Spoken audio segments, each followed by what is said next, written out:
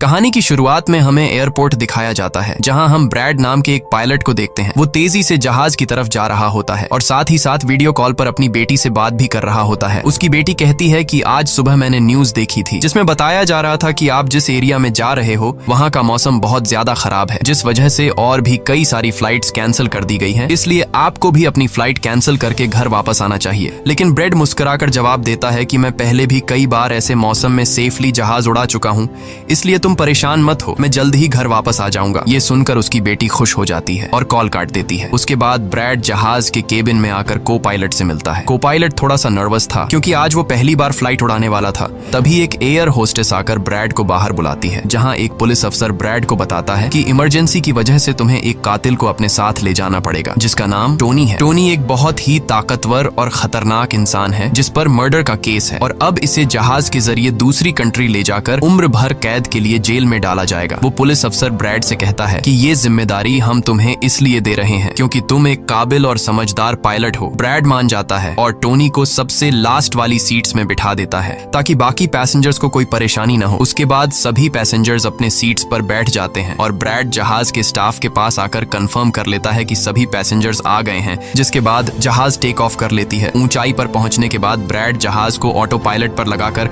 को पायलट के साथ अपनी फैमिली के बारे में बातें करने लगता है। ब्रैड को पायलट को मोबाइल में अपनी बेटी की फोटो दिखाता है और कहता है कि मैं अपनी बेटी से बहुत प्यार करता हूं और हमारा इस दुनिया में एक दूसरे के अलावा और कोई भी नहीं है। दूसरी तरफ जहाज में बैठे पैसेंजर्स सफर को एंजॉय कर रहे होते हैं, लेकिन उन्हें पता नहीं था कि कुछ देर बाद उनके साथ बहुत ही बुरा होने वाला है। केबिन में बैठे दोनों पायलट्स भी खुश थे और जहाज भी नॉर्मल तरीके से फ्लाई कर रहा था, लेकिन तभी अचानक मौसम खराब हो गया और जहाज हल्के से झटके लेने लगा, जिस वजह से ब्रैड परेशान हो जाता है क्योंकि उसे कुछ ठीक नहीं लग रहा था। वो सभी मुसाफिरों को सीट बेल्ट बांधने के लिए अनाउंस करता है और रेडियो के जरिए वो कंट्रोल टावर से बात करने की कोशिश करता है, पर उसकी बात नहीं हो पाती क्योंकि मौसम खराब होने की वजह से यहाँ के सारे रेडियोस काम करना बंद कर देते हैं। तभी अचानक बिजली का तेज झटका प्लेन से आकर लगता है, जिस वजह से प्लेन जोर जोर से झटके लेने लगता है। ब्रैड पैसेंजर्स का हाल देखने के लिए केबिन से बाहर जाता है। पैसेंजर्स को देखकर ब्रैड को थोड़ा बहुत सुकून मिल जाता है क्योंकि सभी पैसेंजर्स सेफ थे, पर यहाँ अब धीरे धीरे लाइट बंद होती जा रही थी और तभी प्लेन को कई और झटके लगते हैं, जिससे ब्रैड का सिर सामने छत से टकराकर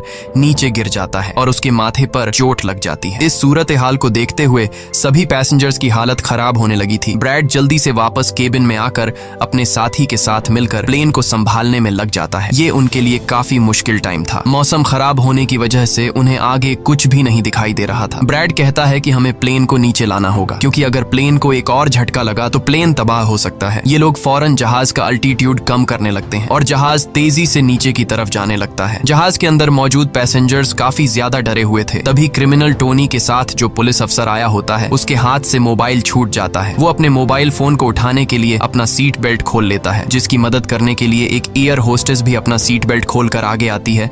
अब क्योंकि प्लेन तेजी से नीचे की तरफ जा रहा था, जिस वजह से उनका सीट बेल्ट खुलते ही ये दोनों तेजी से ऊपर छत से टकरा जाते हैं। ये दोनों इतनी तेजी से छत से टकराते हैं कि उनकी तुरंत मौत हो जाती है। इतने में जहाज काफी कम अल्टीट्यूड पर आ जाता है और किसी तरह करके ये दोनों पायलट जहाज को कंट्रोल कर लेते हैं, लेकिन अब जहाज में ज्यादा पावर नहीं बची होती, इसलिए ब्रैड जहाज को एयरपोर्ट तक नहीं पहुंचा सकता था, जिस वजह से ब्रैड जहाज को नीचे लाकर समंदर में क्रैश लैंड करने का सोचता है। लेकिन तभी ये दोनों कुछ दूर एक आइलैंड देख लेते हैं, जिसके बाद ब्रैड जहाज की डायरेक्शन आइलैंड की तरफ कर लेता है और आइलैंड पर लैंड करने का फैसला करता है। कई मुश्किलों के बाद ब्रैड इस आइलैंड पर मौजूद एक रोड पर फाइनली इमरजेंसी लैंड कर लेता है। लकीली इस इमरजेंसी लैंडिंग में सभी पैसेंजर्स सही सलामत होते हैं और किसी को भी चोट नहीं आती। तभी जहाज में पीछे शॉर्ट सर्किट होता है, जिससे देखकर ब्रैड खुश हो जाता है क्योंकि जहाज में अभी भी थोड़ी बहुत बिजली बची हुई थी। सभी पैसेंजर्स के जहाज से उतरने के बाद एक एयर होस्टेस कैप्टन ब्रैड को बताती है कि क्रिमिनल टोनी को ले जाने वाला पुलिस अफसर मारा गया है और एक एयर होस्टेस भी मारी गई है। ये सुनकर ब्रैड बहुत ज्यादा मायूस हो जाता है। दूसरी तरफ एयरलाइन कंपनी का मालिक देखता है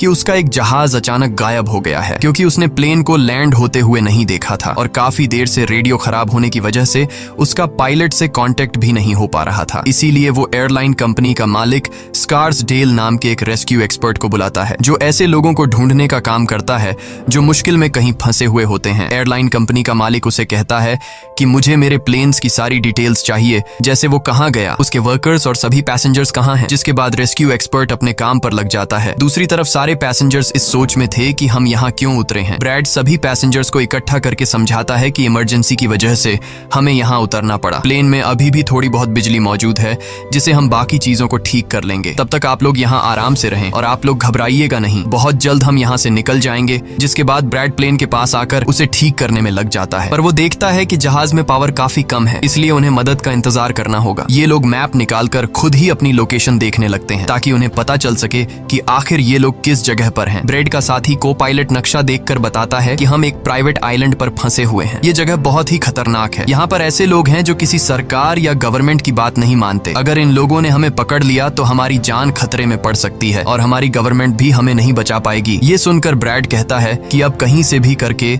हमें अपनी रेस्क्यू टीम को यहाँ पर बुलाना ही होगा ताकि वो आकर हम सबको बचा ले, क्योंकि यही एक रास्ता है यहाँ से निकलने का। जिसके बाद ये दोनों मदद बुलाने के लिए रेडियो ठीक करने लगते हैं, लेकिन आसमानी बिजली के टकराने से रेडियो बिल्कुल खराब हो चुका था। अब ब्रैड सभी पैसेंजर्स के पास आकर उन्हें बताता है कि किसी खराबी की वजह से रेडियो काम नहीं कर रहा, लेकिन आप सब परेशान मत हो। ब्रैड उन्हें तसल्ली देता है कि हम आइलैंड के दूसरी साइड पर जाकर रेडियो को ढूंढेंगे और कंट्रोल टावर को अपनी लोकेशन बताकर रेस्क्यू टीम को यहाँ पर भेजने के लिए कहेंगे, जो आकर आप सब लोगों को बचा लेंगे। और यहाँ ब्रैड एक बहुत बड़ा कदम उठाता है। वो कहता है कि मेरे साथ टोनी जाएगा। ये कहकर वो टोनी की हथकड़ी खोल देता है। यहाँ ब्रैड जहाज के कोपायलट से कहता है कि तुम जहाज की पावर को रिपेयर करने के काम पर लग जाओ। मैं जल्द ही किसी भी कांटेक्ट के जरिए रेस्क्यू टीम को यहाँ तक लाने की कोशिश करूंगा। जिसके बाद टोनी और ब्रैड रेडियो ढूंढने के लिए जंगल की तरफ निकल पड़ते हैं। रास्ते में टोनी ब्रैड को उस पर भरोसा करने के लिए थैंक्स कहता है। अब हम इस आइलैंड पर रहने वाले आतंकवादी ग्रुप को देखते हैं, जिनके पास एक आदमी दौड़ कर आता है और वो आदमी उस ग्रुप के लीडर को बताता है कि यहाँ आइलैंड पर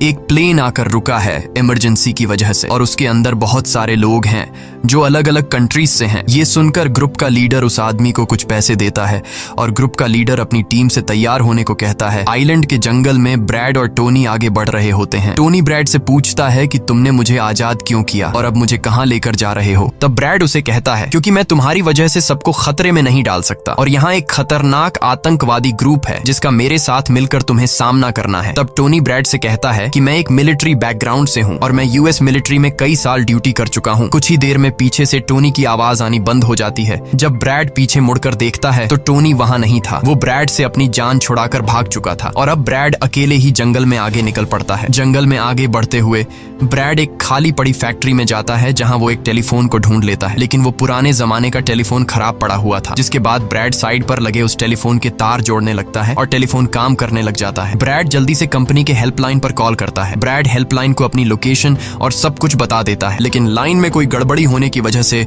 सामने वाले इंसान तक उसकी आवाज ठीक से नहीं पहुंच रही होती, जिस वजह से हेल्पलाइन वाले ब्रैड की कॉल काट लेते हैं। तब ब्रैड को एक आइडिया आता है। वो अपनी बेटी को कॉल करता है और उसे अपनी लोकेशन और बाकी सारी चीजें एक पेपर पर लिखकर उसके ऑफिस तक पहुंचाने को कहता है। तभी बातचीत के दौरान पीछे से एक आदमी आकर ब्रैड पर हमला कर देता है, लेकिन ब्रैड उसे काफी मुश्किल से काबू कर लेता है और उस आदमी को मार मार कर बेहोश कर देता है। तभी ब्रैड को महसूस होता है कि एक और आदमी इस कमरे में आ रहा है, इसीलिए जल्दी से वो छिप जाता है। पर वो आदमी कोई और नहीं बल्कि टोनी था, जिसने बहुत सारे गुंडों को मारकर उनके हथियार ले लिए थे। और वो ब्रैड को आवाज देता है कि डरो मत, बाहर निकलो। फिर जब ब्रैड सामने आता है तो टोनी ब्रैड को एक बंदूक पकड़ा देता है उसकी हिफाजत के लिए। उसके बाद ये दोनों जब फैक्ट्री के नीचे वाले फ्लोर में आते हैं तो यहाँ उन्हें एक कैमरा मिलता है, कैमरा की रिकॉर्डिंग और वहाँ पड़े पासपोर्ट से इन्हें पता चलता है कि इस आइलैंड पर रहने वाले आतंकवादी लोगों को किडनैप करके उनकी फैमिली से काफी बड़ी रकम की डिमांड करते हैं। और जब किडनैप किए हुए बंदे की फैमिली की तरफ से उन्हें पैसे मिल भी जाते हैं तब भी ये लोग उसे छोड़ने के बजाय मार देते हैं। ये देखकर ब्रैड समझ जाता है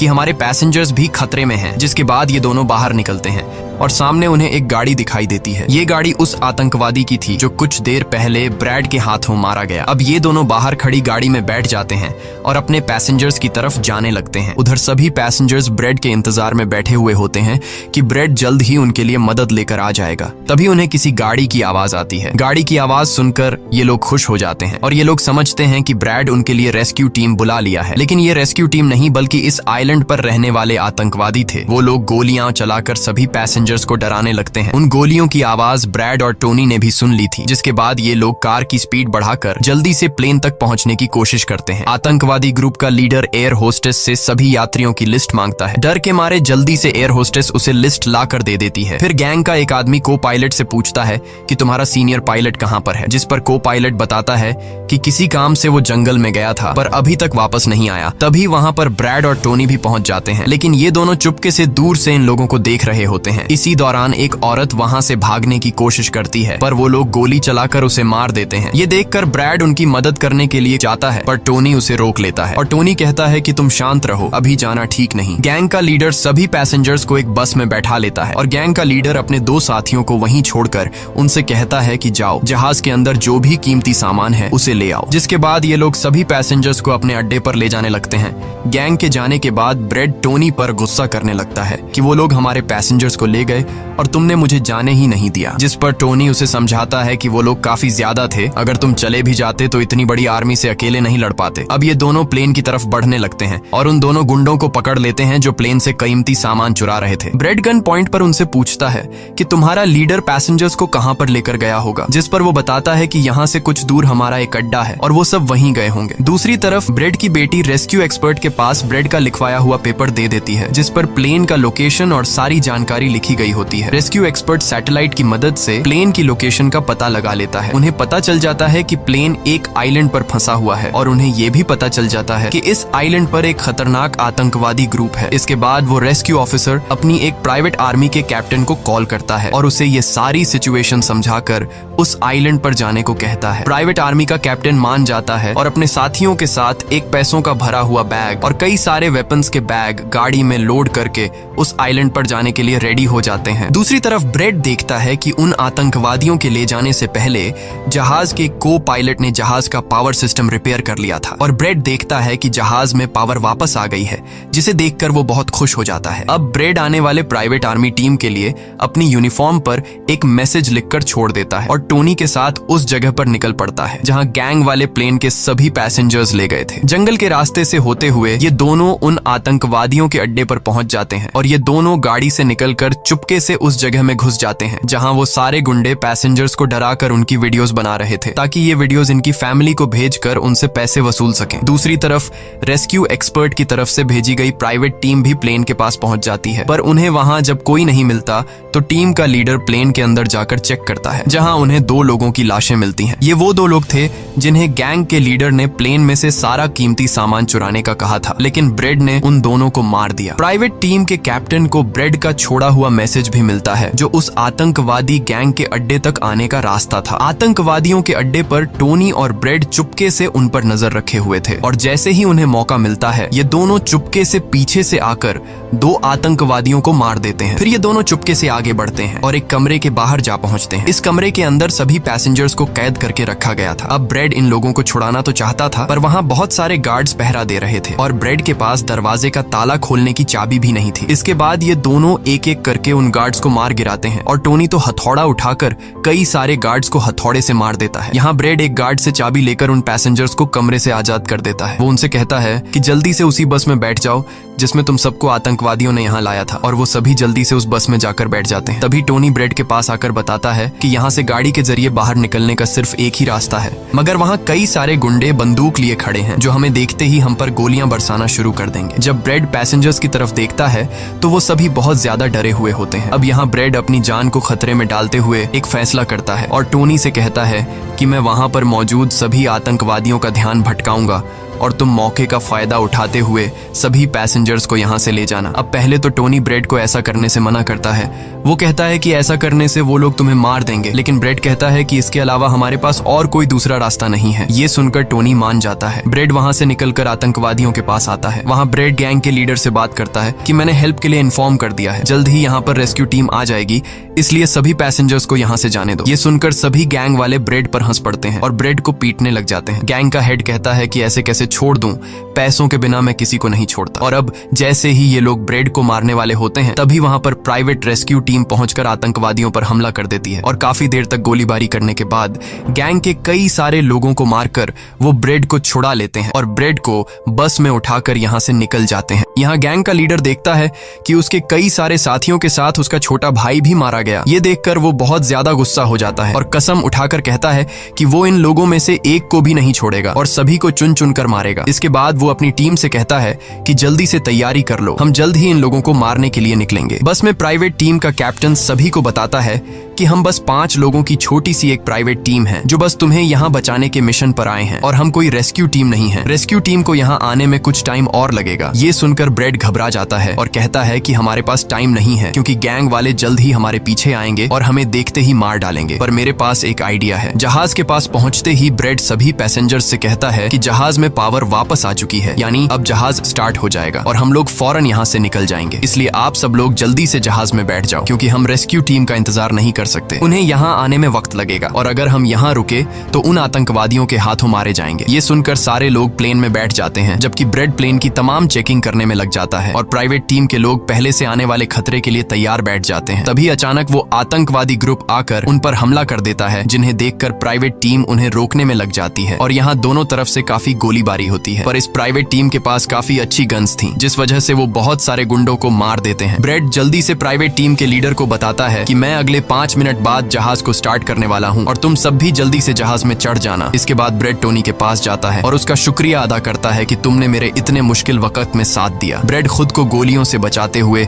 अंदर जहाज में आकर अपने केबिन में बैठ जाता है और अपने साथी को पायलट के साथ मिलकर प्लेन को स्टार्ट करने में लग जाता है। उधर टोनी के पास गोलियां खत्म हो जाती हैं और जब वो बुलेट्स ढूंढने के लिए प्राइवेट टीम का बैग चेक करता है तो उसे वहां पैसों से भरा हुआ एक बैग मिलता है। लेकिन इस वक्त टोनी पैसों को छोड़कर दूसरी बैग से गोलियां निकालकर दोबारा आतंकवादियों से लड़ने लगता है। यहाँ तब तक ब्रेड भी प्लेन को राइट साइड पर घुमा देता है। अब प्राइवेट टीम के सोल्जर्स भी एक एक करके जहाज में चढ़ने लगते हैं और टोनी उन्हें कवर फायर देता है। पावर आने की वजह से रेडियो भी काम करने लग जाता है। अब ब्रेड को प्लेन कंपनी का मालिक बताता है कि मैं तुम्हें कोई सुरक्षित जगह बता दूंगा जहां तुम जा सकते हो। अब सभी लोग जहाज में चढ़ जाते हैं पर टोनी नहीं चढ़ता। वो पैसों से भरा बैग लेकर वहां से भागने लगता है क्योंकि अगर वो इनके साथ प्लेन में वापस गया तो पुलिस वाले उसे फिर से पकड़कर जेल में डाल देंगे। गैंग का लीडर अपने साथियों को मरता हुआ देखकर गुस्से से पागल हो जाता है। वो प्लेन के सामने रॉकेट लॉन्चर लाकर उन्हें एक ही झटके में उड़ाने का सोचता है, लेकिन सही टाइम पर टोनी उसे देख लेता है। अब टोनी जल्दी से बंदूक उठाकर